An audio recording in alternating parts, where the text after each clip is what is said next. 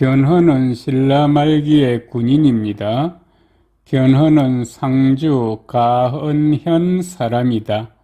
본래의 성은 이시였으나 후에 견으로 성씨를 삼았다. 아버지 아작에는 농사를 지으며 제 스스로의 힘으로 살다가 후에 가문을 일으켜 장군이 되었다. 예전에 견훤이 태어나 아기 포대기에 쌓여 있을 때 아버지가 들에서 농사를 지으면 어머니가 그에게 식사를 날라 주었다. 이때 아이를 숲풀 아래에 놓아두면 호랑이가 와서 젖을 먹였다. 마을에서 이를 들은 사람들이 기이하게 여겼다. 장성하자 체구가 크고 용모가 뛰어났으며 뜻이 크고 기계가 있어 평범하지 않았다. 참전하였다가 서울에 들어갔다. 후에 서남의 방수군으로 부임하였는데 창을 베고 자면서 적을 기다렸고 그의 용기는 항상 군사들 중에서 첫째였다. 그런 노고로 비장이 되었다. 892년은 신라 진성왕 제2 6년인데 왕의 총애를 받는 자들이 왕의 곁에 있으면서 정권을 훔쳐 제 마음대로 하니 기강이 문란해졌다. 그에 더하여 기근으로 백성들이 떠돌아다니고 떼도둑들이 벌떼처럼 일어났다. 이에 견훤은 몰래 왕위를 넘겨다보는 마음을 갖고 무리를 불러 모아 서울의 서남쪽 주현을 돌아다니며 공격하였다. 이르는 곳마다 메아리처럼 호응하여 약 한 달 만에 무리가 5,000명에 달하니 드디어 무진주를 습격하였다. 스스로 왕이 되었으나 다만 감히 공공연하게 왕을 칭하지는 못하였다. 스스로 서명하기를 신라 서면 도통 지희 병마 제치 지절 도독전 무 공등 주군사 행전 주자사 겸 의사 중성 상주국 한남군 개국공 시급 2,000호라고 하였다. 이때 북원의 도적 양길이 강성하여 궁예가 스스로 의탁하여 희하가 되었는데 견훤이 양길이 강성함을 듣고 양길에게 간직을 주어 비장으로 삼았다. 견훤이 서쪽으로 순행하여 완산주에 이르니 주의 백성들이 환영하고 수고를 위로하였다. 견훤이 인심을 얻은 것을 기뻐하여 좌우에게 말하였다. 내가 삼국의 시초를 찾아보니 마한이 먼저 일어나고 후에 혁거세가 일어났다. 그러므로 진앙과 변화는 그를 뒤따라 일어난 것이다. 이에 백제는 금마산에서 개국하여 600여 년이 되었는데 660년에 당나라 고종이 신라의 요청으로 장군 소정방을 보내어 배에 군사 13만 명을 싣고 바다를 건넜고 신라의 김유신이 흙먼지를 날리며 항산을 지나 사비에 이르러 당병과 합세하여 백제를 공격하여 멸망시켰다. 지금 내가 감히 완산에 도읍하여 의자왕의 오래된 울분을 씻지 않겠느냐. 마침내 후백제왕을 자칭하고 관부를 설치하고 간직을 나누니 이때는 900년이며 신라 효공왕 4년이었다. 5월에 사신을 보내 예방하니 5월 왕이 담내에 사신을 보냈다. 이에 근교 태보의 관직을 더하여 주었는데 나머지는 전과 같았다. 901년에 견훤이 대야성을 공격하였으나 함락하지 못하였다. 910년에 견훤은 금성이 궁이에게 투항한 것에 노하여 보병과 기병 3,000명으로서 그곳을 포위 공격하여 열흘이 지나도록 풀지 않았다. 912년에 견훤이 궁예와 떡진포에서 싸웠다. 918년에 철흥경의 여러 사람의 마음이 갑자기 변하여 우리 태조를 추대하여 즉위시켰다. 견훤이 이를 듣고 8월에 일길찬 민합을 보내어 축하하였다. 드디어 후에 공작성과 지리산의 대나무로 만든 하사를 바쳤다. 또 사신으로 하여금 5월에 들어가 말을 바치도록 하였다. 5월 왕이 담내에 사신을 보내어 중대부를 더하여 주었는데 나머지는 전과 같았다. 920년에 견훤이 보병과 기병 10,000명을 거느리고 대야성을 공격하여 함락시키고 진례성으로 군대를 옮겼다. 신라 54대 경명왕이 아참 김유를 보내어 태조에게 구원을 요청하니 태조가 군대를 출동시켰다. 견훤이 이를 듣고 군사를 거느리고 물러났다. 견훤은 우리 태조와 겉으로는 하친을 맺었으나 속으로는 상극이었다. 924년 7월에 아들 수미강을 보내어 대야성과 문소성 두 성의 병조를 징발하여 조물성을 공격하도록 하였다. 성 사람들이 태조를 위하여 굳게 지키고 또 싸웠으므로 수미강이 손해를 보고 돌아갔다. 924년 8월에 사신을 보내어 태조에게 총말을 바쳤다. 925년 10월에 견훤이 3,000명의 기병을 거느리고 조물성에 이르니 태조도 또한 정예 군사를 거느리고 와서 그와 더불어 겨루었다. 그때 견훤의 군사가 매우 날래서 성부를 내지 못하였다. 태조는 임시방편으로 화친하여 그 군사를 지치게 하려고 편지를 보내어 하친을 청하면서 사촌 동생 왕신을 인질로 보냈다. 견훤도 사이 진호를 보내어 인질을 서로 바꾸었다. 925년 12월에 거창 등 20여 성을 공격하여 차지하였다. 사신으로 하여금 후당에 들어가 제후국이라 일컬었다. 후당에서 봉하여 검교, 대의 겸 시중, 판백제 군사를 주고 전례에 따라 지절, 도독, 전, 무, 공등, 주군사, 행전, 주자사, 해동, 서면, 도통, 지희, 병마, 제치, 등사, 백제, 왕가, 식업 2,500호로 하였다. 926년에 사이 진호가 갑자기 죽었다. 견훤은 이를 듣고 고의로 죽였다고 의심하여 곧바로 왕신을 감옥에 가두었다.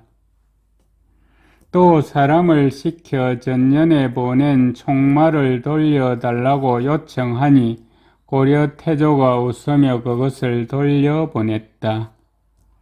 927년 9월에 견훤이 건품성을 공격하여 빼앗아 불태웠다.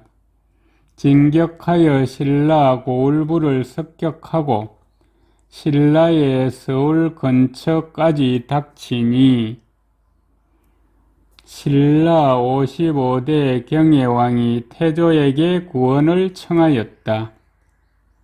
927년 10월에 고려 태조가 출병하여 도와주려고 하였다. 그런데 견훤이 신라의 서울에 들이닥쳤다. 그때 왕은 부인과 후궁들과 함께 포석정에 나가서 놀면서 술자리를 벌여 즐기고 있었다. 적병이 이르자 낭패하여 어찌할 바를 몰라 부인과 함께 성 남쪽의 별궁으로 갔고 시종하던 여러 신하들과 궁녀 및 악공들은 모두 반란군에게 잡혔다. 견훤이 군사들을 풀어 크게 약탈하게 하고 사람을 시켜 왕을 잡아오게 하여 앞에 이르자 그를 죽였으며 곧 궁중에 들어가 거처하면서 부인을 강제로 끌어내 능욕하였다. 왕의 집안 동생인 김부로 하여금 이어서 신라 56대 경순왕이 되게 하였다. 그런 후에 왕의 동생 효령과 재상 영경을 포로로 잡고 또 국가 창고에 징기한 보물과 병장기 및 귀족의 자녀들과 온갖 장인들 중 솜씨가 있는 자들을 취하여 몸소 데리고 돌아갔다. 고려 태조는 정예의 기병 5,000명을 거느리고 견훤을 공산 아래서 기다렸다가 크게 싸웠다. 고려 태조의 장수 김낙과 순겸이 죽고 정군이 패배하였으며 태조는 개우 몸만 빠져나왔다. 견훤은 성세를 타고 대목군을 빼앗았다. 그란의 사신 사고와 마돌 등 35명이 예물을 갖고 왔다. 견훤이 장군 최견을 시켜 호송하도록 하였는데 마돌 등이 항해하여 북쪽으로 가다가 바람을 만나 후당 등주에 이르렀는데 모두 죽임을 당하였다. 당시 신라의 임금과 신하들은 국운이 쇠퇴한 말기라 다시 일어나기 어렵다고 생각하여 고려 태조를 끌어들여 우호를 맺어 후원을 삼으려고 도모하였다. 견훤은 자기가 나라를 빼앗을 마음을 갖고 있었는데 태조가 먼저 할까 우호를 맺을까 걱정하여 이런 까닭으로 군대를 이끌고 왕도에 들어가 나쁜 짓을 저질렀던 것이다.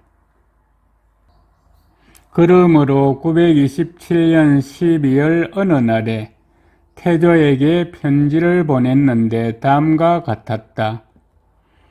지난번에 신라의 국상 김웅념 등이 장차 그대를 불러 서울에 들어오도록 하려고 한 것은 마치 작은 자라가 큰 자라의 울음에 응답하는 것 같았다. 이는 종달새가 송골매에 날개를 걸치려고 한 것이니 반드시 백성들을 도탄에 빠지게 하고 종묘와 사직을 폐허로 만들 것이었다.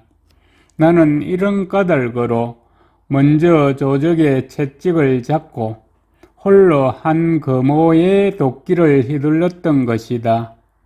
모든 신하들에게 맹세하기를 밝은 해처럼 하였고 육부를 바른 가르침으로 타일렀는데 뜻밖의 간신들은 달아나 숨고 임금이 죽는 변이 있었다. 드디어 경명왕의 외종사촌 동생이고 흥강왕의 외손을 받들어 권하여 왕위에 오르게 하였으니 위태로운 나라를 다시 세우고 임금을 일어서나 새 임금을 세운 일이 이 점에 있었던 것이다. 그대는 충고를 자세히 헤아리지 않고 단지 떠도는 말만 듣고 온갖 계책으로 엿보며 다방면에 걸쳐 침입하여 혼란스럽게 하였으나 오히려 나의 말머리를 볼 수 없었고 나의 솥을 하나도 뽑을 수 없었다. 초겨울의 도두 색상이 성산의 군진 아래서 손이 묶였고 한 달이 지나지 않아 자장 김나기 미리사 앞에서 해골을 드러냈으며 죽인 자도 많고 추격하여 사로잡은 자도 적지 않았다. 강하고 약함이 이와 같으니 성패를 알 수 있을 것이다. 내가 바라는 바는 평양의 누각에 활을 걸어놓고 폐강에서 말에게 물 먹이는 것이다. 그러나 927년 11월 7일에 오월국 사신 반상서가 와서 오월국 왕의 문서를 전하였다. 그 내용은 다음과 같다. 경은 고려와 오랫동안 우호를 통하였고 함께 이웃으로 서로 친밀하게 지내자는 맹약을 맺은 줄 알고 있었는데 근래 인질들이 양편에서 죽음으로 인하여 마침내는 화친의 옛 우호를 잃고 서로 영토를 침략하여 전쟁을 쉬지 않고 있다. 지금 특별히 사신을 보내 경의 나라에 가도록 하고 또 고려에도 서신을 보내니 마땅히 각기 서로 친하게 지내 영원히 전쟁을 거치도록 하라. 나의 뜻은 왕실을 높이는 데 돈독하고 마음은 큰 나라를 섬기는 데 깊다. 문서를 내려 깨우치는 말씀을 듣자 곧 공손히 받들려고 한다. 다만 그대가 싸움을 그만두려고 해도 그렇게 하지 못하고 공경에 처해 있으면서도 오히려 싸우지 않을까 항상 염려된다. 지금 5월 국왕의 문서를 뺏기어 인편에 붙여서 보내니 청컨대 유의하여 자세히 보기를 바란다.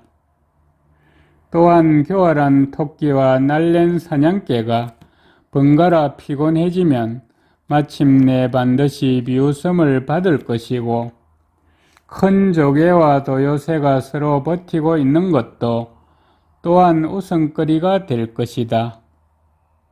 마땅히 잘못을 크게 저지르면 돌아갈 곳이 없음을 교훈으로 삼아 후회를 스스로 남기지 말도록 하라. 928년 1월에 고려 태조가 답서를 보냈다. 내용은 다음과 같다. 엎드려 오월국 통하사 반상서가 전한 바에 문서 한 통을 받들었고 아울러 그대가 수고롭게 보내준 긴 편지에 사실을 적은 것을 받았다. 상가 화려한 수레를 타고 온 사신이 문서를 전하니 흰 비단에 쓴 좋은 소식과 겸하여 가르침을 받들었다. 문서를 받고 보니 비록 감격을 더하였으나 그대의 편지를 펴보니 해미를 풀기 어렵다. 이제 돌아가는 사신의 수레편에 문득 내 마음을 알리려고 한다.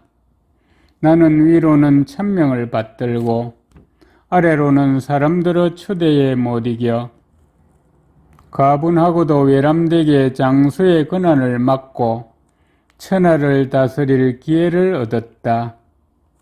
지난번에 사만이 재앙을 당하고 구주의 흉년이 들어 백성들은 많이 도적에 속하였고 농토는 적지가 되지 않음이 없었다.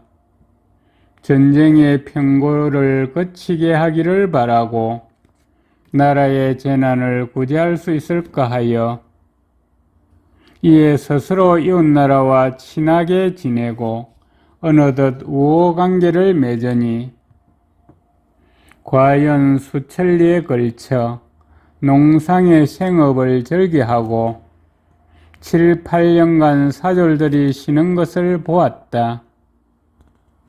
925년에 이르러 때는 10월에 그대가 갑자기 일을 일으켜 교전하기에 이르렀다. 그대는 처음 적을 가볍게 보고 곧바로 전진하였으니 마치 사마귀가 수레를 막아서는 것과 같았고, 마침내는 어려움을 알고 용감히 퇴각하였으니 마치 모기가 산을 등에 짊어진 것과 같았다. 그대는 공손히 손을 맞잡고 말하였다.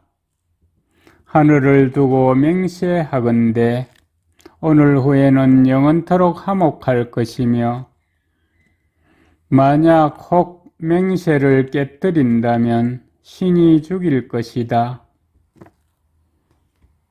나 또한 창을 멈추게 하는 물을 숭상하고 사람을 죽이지 않는 일흔을 바라서 그리하여 드디어 겹겹으로 포위한 것을 풀어 지친 군사를 쉬게 하고 인지를 사양하지 않고 오직 백성을 편안하게 하려고 하였으니 이는 내가 남쪽 사람들에게 큰 덕을 베푼 것이다. 그런데 어찌 맹세하면서 바른 피가 아직 마르기도 전에 흉악한 위세를 다시 부려 벌과 정갈과 같은 독으로 백성들에게 해를 입히며 이리와 호랑이와 같은 사나움으로 서울 부근을 막아 금성이 군색하게 되어 망할 지경에 이르고 임금이 놀라게 될 줄 생각하였겠느냐. 의리를 지켜 주나라를 높임에 있어 누가 황공과 문공의 폐업과 비슷하겠느냐. 틈을 타서 한나라를 도모함에 있어 오직 왕망과 동탁의 간사함을 볼 뿐이요,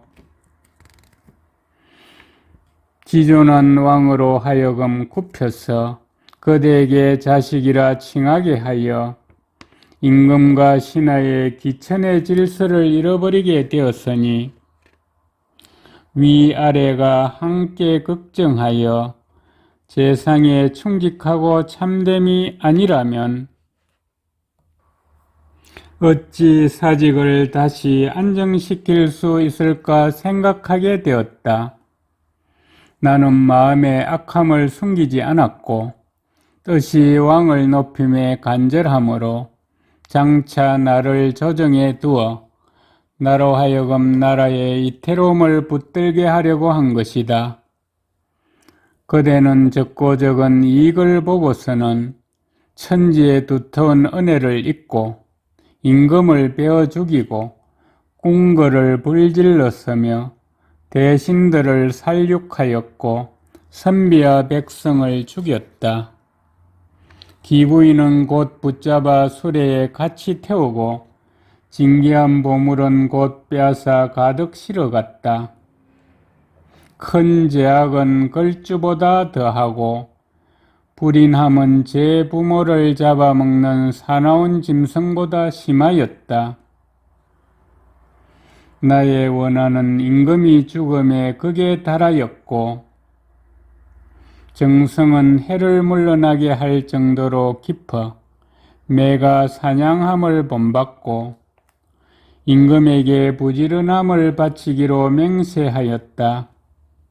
다시 창과 방패를 든 후 2해가 지났는데 육지에서 공격하면 우레같이 달리고 번개같이 쳤고 물에서 공격하면 호랑이처럼 치고 용처럼 날아서 움직였다 하면 반드시 공을 이루었고 행하였다 하면 목적을 이루지 못함이 없었던 것이다.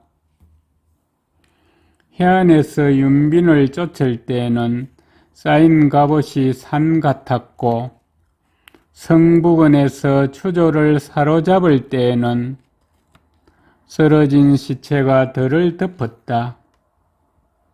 연산군 근처에서는 기란을 군진 앞에서 못 베었고 마리성 언저리에서는 수호를 군기 아래서 죽였다. 임존성을 쳐서 빼앗던 날 형적 등 수백 명이 몸을 버렸고 청천을 객파할 때는 직심 등 4~5명이 머리를 바쳤다. 동수에서는 깃발만 바라보고도 무너져 흩어졌고 경산에서는 입에 구슬을 물고 투항하였다. 강주는 남쪽에서 와서 기부하였고 나부는 서쪽에서 옮겨 속하였다. 습격하고 공격함이 이와 같았으니 상황을 수습할 날이 어찌 멀겠느냐. 반드시 지소의 군영에서 장이가 청갈래 원한을 씻었듯이 오강가에서 한왕이 한번 이겨 공을 이루었듯이 마침내 전쟁을 종식하고 영원히 천하를 맑게 하기를 기약하는 바이다. 하늘이 돕는 바이니 천명이 장차 어디로 돌아가겠느냐. 하물며 오월왕 전하는 덕이 두루미쳐 먼 곳까지 포용하며 어짐이 깊어 작은 나라까지 어루만지시는 분으로 특별히 궁궐에서 말씀을 내시어 청구에서 난리를 그치라고 타이려섬을 받들었으매랴. 이미 본보기가 되는 가르침을 받았으니 감히 조차 받들지 않겠느냐. 만약 그대가 공경스럽게 오월왕의 뜻을 받들어 전쟁을 모두 거친다면 오월국의 어진 은혜에 부응할 뿐만 아니라 또한 백제의 끊어진 계통을 이을 수 있을 것이요. 만약 잘못이 있는데도 고칠 수 없다면 그대가 후회해도 어쩔 수 없을 것이다. 928년 5월에 견훤이 몰래 군사를 내어 강주를 습격하여 300여 명을 죽였다. 장군 유문이 항복하였다. 928년 8월에 견훤이 장군 간언에게 명령하여 무리를 거느리고 양산에 성을 쌓게 하였다. 고려 태조가 명지성 장군 왕충에게 명령하여 그를 공격하게 하니 관헌은 물러나 대야성을 지켰다. 928년 11월에 견훤이 구생군사들을 뽑아 부곡성을 공격하여 함락시키고 지키던 군사 1,000여 명을 죽였다. 장군 양지와 명식 등은 항복하였다. 929년 7월에 견훤이 갑옷을 입은 군사 5,000명으로 의성부를 공격하니 성주 장군 홍술이 정사하였다. 태조가 통곡하면서 말하였다. 나는 좌우의 손을 잃었다. 930년에 견훤이 크게 군사를 일으켜서 고창군의 병산 아래에 가서 고려 태조와 싸웠으나 이기지 못하였고 전사자가 8,000명이었다. 다음날 견훤이 패잔병을 모아 순주성을 습격하여 깨뜨렸다. 장군 원봉은 방어할 수 없자 성을 버리고 밤에 달아났다. 견훤이 백성들을 잡아 전주로 옮겼다. 고려 태조는 원봉이 전에 공을 세웠기 때문에 그를 용서하고 순주를 고쳐 하지현이라 이름 지었다. 932년에 견훤의 신하 공직은 용맹하고 지략이 있었는데 태조에게 와서 항복하였다. 견훤이 공직의 두 아들과 딸을 잡아 넓적다리 근육을 불로 찢어 끊어버렸다. 932년 9월에 견훤은 일길찬 상기로 하여금 수군을 이끌고 고려 예성강에 들어가도록 하였다. 상기는 3일을 머물면서 염주, 배주, 정주, 삼주의 배 100척을 빼앗아 불태우고 저산도에서 기르는 말 300匹를 잡아서 돌아왔다. 934년 1월에 고려 태조가 운주에 머물고 있다는 소식을 견훤이 듣고 드디어 군사 5,000명을 선발하여 이르렀다. 장군 금필이 견훤이 미처 진을 치지 않았는데 구센기병 수천 명으로 돌격하여 3,000여 명을 베어 죽이거나 사로잡았다. 웅진 이북의 30여성이 소문을 듣고 스스로 항복하였다. 견훤희하의 술사 종훈, 의자 훈겸, 용감한 장수 상달과 채필 등이 고려 태조에게 항복하였다. 견훤은 아내를 많이 취하여 아들이 10여 명이었다. 넷째 아들 금강은 몸이 크고 지략이 많았다. 견훤이 특별히 그를 총애하여 그에게 왕위를 전해주려고 하였다. 그의 행들인 신금, 양금, 용금 등이 이를 알고서 걱정하고 번민하였다. 당시 양금은 강주 도독이었고 용금은 무주 도독이었으며 신금만이 견훤의 곁에 있었다. 이찬 능한이 사람을 강주, 무주, 이주에 보내 양금 등과 더불어 업무를 꾸몄다. 935년 3월에 이르러 능환, 양금과 용금이 파진찬, 신덕, 영순 등과 함께 신금에게 권하여 견훤을 금산부루에 가두고 사람을 시켜 금강을 죽이도록 하였다. 신금이 대왕을 자칭하였다. 국내에 크게 사면하였는데 그 교서는 다음과 같다. 여의가 총애를 입었으나 해제가 임금이 될 수 있었고 건성이 외람되게 태자의 자리에 있었으나 태종이 일어나 즉위하였으니 천명은 바뀌지 않는 것이고 왕위는 돌아갈 곳이 있는 것이다. 가만히 생각하건대 대왕의 신과 같은 무예는 매우 걸출하였으며 훌륭한 지략은 옛 사람들을 뛰어넘었다. 태어나 쇠퇴해가는 말세를 만났으나 천하를 다스릴 것을 자임하였고 사만 땅을 차지하여 백제를 부흥하였다. 도탄에 빠진 백성들의 고통을 제거하니 백성들이 편안하게 되었고 격려하여 용기를 북돋우기를 바람과 천둥처럼 하니 가까이와 멀리에서 중걸들이 달려와 큰 공로는 거의 거듭 일어나기에 가까워졌다. 지혜롭고 사려가 깊었으나 갑자기 한 번 실수하여 어린 아들이 사랑을 차지하니 간신들이 권력을 마음대로 하여 대왕을 진나라 해제의 어리석음으로 인도하였고 어진 아버지를 흥공의 미혹에 빠지게 하여 왕위를 어리석은 아이에게 줄 뻔하였다.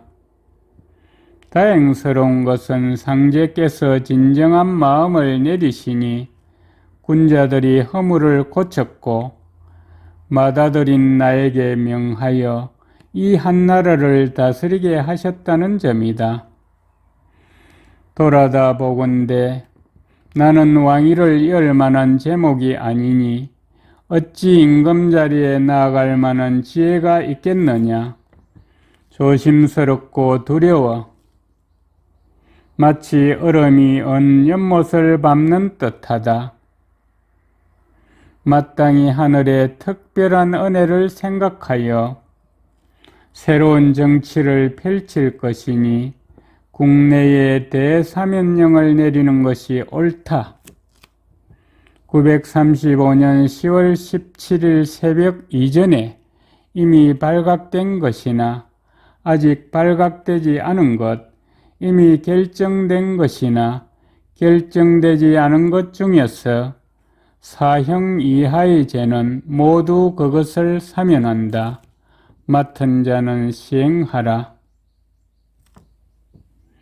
견훤이 금산사에 있은 지 3개월 만인 935년 6월에 막내 아들 능에, 딸 세복, 총애하는 첩 고비 등과 더불어 금성으로 달아나 사람을 보내 고려 태조에게 만나기를 청하였다.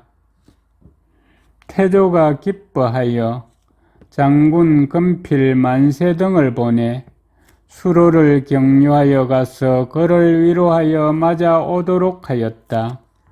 견훤이 도착하자 두터운 예로서 대접하였다. 견훤이 10년 연장자라고 하여 높여서 상보로 삼았다. 남쪽 궁궐을 머물 곳으로 주었으며 지인은 백관의 위에 두었다. 양주를 하사하여 식업으로 삼도록 하고 아울러 금과 비단, 병풍과 금침, 노압이 각각 40명, 내구마 10匹를 주었다. 견훤의 사인 장군 영규가 그의 부인에게 은밀히 말하였다. 대왕이 부지런히 힘쓴 지 40여 년에 큰 공이 거의 이루어졌는데 하루아침에 집안 사람들의 화로 인하여 설당을 잃고 고려에 투항하였다. 대저 정조가 있는 여자는 두 남편을 섬기지 않고 충신은 두 임금을 섬기지 않는 법이다. 만약 자기의 임금을 버리고 반역한 아들을 섬긴다면 무슨 얼굴로 천하의 의로운 선비들을 보겠느냐. 하물며 듣자니 고려의 왕공은 마음이 어질고 후하며 근면하고 검소하여 민심을 얻었다고 하니 대개 하늘에 계신 듯하다. 반드시 사만의 주인이 될 것이니 어찌 편지를 보내 우리 왕을 무난 위로하고 겸하여 왕공에게 겸손하고 정중함을 보여 장래의 복을 도모하지 않겠느냐. 그 아내가 말하였다. 당신의 말이 곧 내 뜻이다. 이에 936년 2월에 사람을 시켜 뜻을 전달하였는데 드디어 고려 태조에게 고하였다. 만약 정의로운 깃발을 드신다면 내응하여 왕의 군대를 맞이하기를 바란다. 고려 태조가 크게 기뻐하여 그 사신에게 후하게 물건을 주어 보내고 겸하여 영규에게 살해하여 말하였다. 만약 그대의 은혜를 입어 하나로 힘을 합쳐 길이 통하지 않음이 없어진다면 먼저 장군을 찾아뵙고 그런 후에 마루에 올라 부인에게 절하고 형으로 섬기고 누나로 받들겠으며 반드시 끝내 후하게 보답하겠다. 하늘과 땅의 귀신이 모두 이 말을 들을 것이다. 936년 6월에 견훤이 아뢰었다. 늙은 신하가 전하에게 몸을 의탁하였던 까닭은 전하의 존엄한 위력을 빌려 불효한 자식을 베기를 원해서였을 뿐이다. 엎드려 바라옵건대 대왕이 신령스러운 군사를 빌려주어서 그 불충불효한 자식과 나라를 어지럽히는 신하들을 없애준다면 신은 비록 죽어도 유감이 없을 것이다. 고려 태조가 이를 따랐다. 먼저 태자 무와 장군 술희를 보내 보병과 기병 10,000명을 거느리고 천안부에 가게 하였다. 936년 9월에 고려 태조가 3군을 이끌고 천안에 이르러 군사를 합쳐 일선에 나아갔다. 신금이 군사를 동원하여 그를 맞았다. 가보일에 1, 2천을 사이에 두고 맞서 진을 쳤다. 고려 태조는 상보, 견훤과 함께 열병하였다. 대상, 경건, 술희, 검산, 장군, 용길, 기원 등으로 하여금 보병과 기병 30,000명을 인솔하게 하여 자익으로 삼았다. 대상, 김철, 홍유, 수경, 장군, 왕순, 줄량 등으로 하여금 보병과 기병 30,000명을 인솔하게 하여 우익으로 삼았다. 대광, 순식, 대상, 긍준, 왕겸, 왕예, 금필, 장군, 정순, 종이 등으로 하여금 철기 2만, 보병 3,000 및 흑수, 천리 등 여러 도의 날랭 기병 9,500명을 인솔하게 하여 중군으로 삼았다.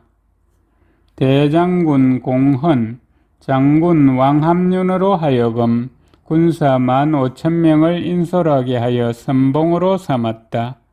군사들은 북을 치며 행진하였다. 백제 장군 효봉, 덕술, 명길 등이 고려의 군세가 대단하고 정비된 것을 바라보고는 갑옷을 버리고 진 앞에 나와 항복하였다.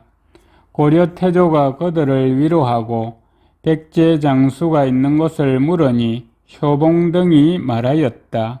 원수 신금은 중군에 있다.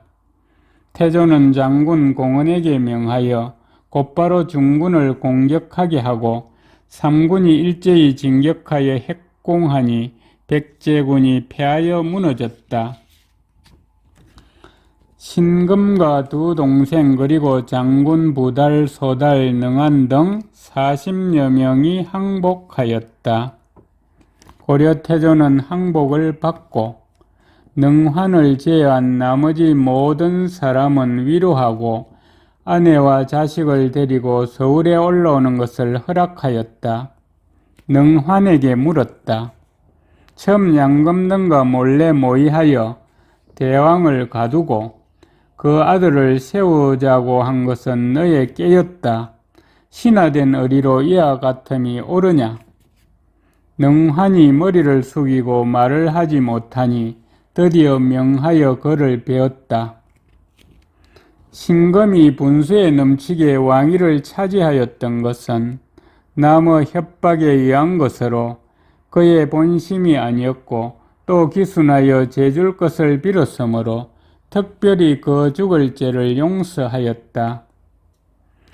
견훤은 근심하고 번민하다가 등창이 나서 수일 만에 황산의 절에서 죽었다. 태조가 군령을 엄격하고 명백히 하니 사졸들이 조금도 백성의 재산을 범하지 않았다. 그러므로 주와 현은 안도하였고 노인과 어린이 모두가 만세를 불렀다. 이에 백제의 장사들을 찾아가 사정을 알아보고 재능을 헤아려 임용하니 백성들도 저마다 그 직업을 편안히 하였다. 신금의 죄는 앞에서 말한 것과 같다고 생각하여 이에 뱃을 내려주었다. 그 두 동생은 능한과 죄가 같으므로 드디어 진주에 유배하였다가 곧 그들을 죽였다. 태조가 영규에게 말하였다. 전왕이 나라를 잃은 후에 그 신하들로서 한 사람도 위로하고 돕는 자가 없었는데 오직 그대의 부부가 천리 밖에서 소식을 전하여 성의를 다하였고 겸하여 가인에게 아름다운 이름이 돌아가게 하였으니 그 의로움을 잊을 수가 없다. 이에 자성에 직위를 주고 밭 청경을 하사하였다. 영마 35匹를 빌려주어 집안 사람들을 맞이하게 허락하였고 그의 두 아들에게도 간직을 하사하였다. 견훤은 892년에 나라를 일으켜 936년에 이르렀으니 모두 45년 만에 멸망하였다.